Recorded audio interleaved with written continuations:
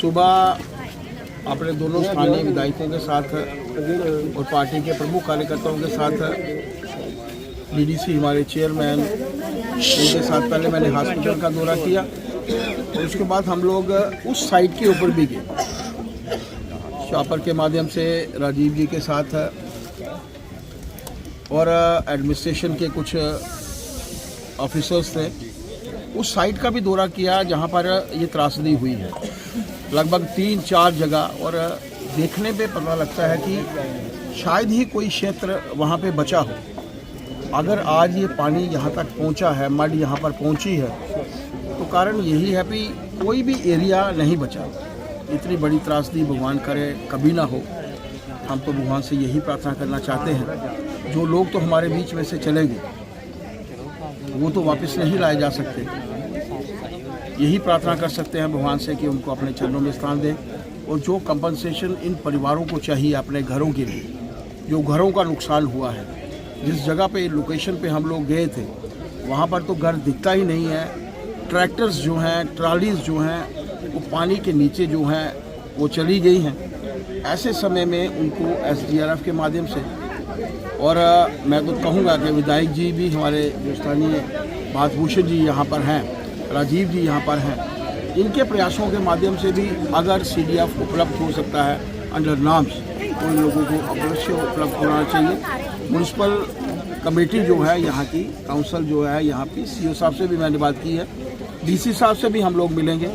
यहाँ पर किसी किस्म की कोई दिक्कत आम जनता को ना आए, इसके लिए हमारे प्रयास जो हैं वो जारी हैं।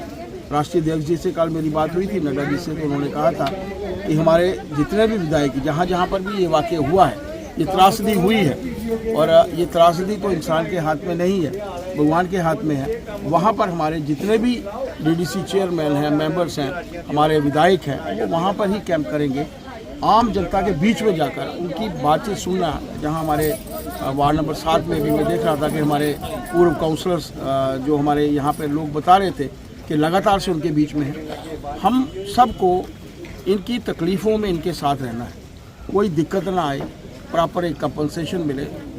ज़्यादा नुकसान हुआ है, SDRF के माध्यम से कोशिश करेंगे कि LG साहब से भी बात करके, माननीय होम मिनिस्टर साहब से भी बात करके, जो कुछ और बेस्ट पॉसिबल हम इन परिवारों के लिए कर सकते हैं। उनके लिए भी पार्शली डैमेज का होगा SDRF के माध्यम से।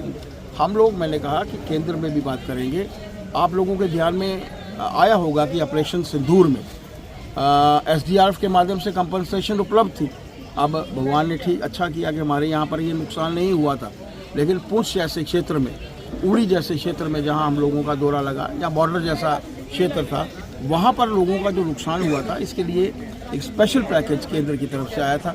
मैं 3 दिन पहले चशोती में भी था, वहाँ पर भी बहुत नुकसान हुआ है।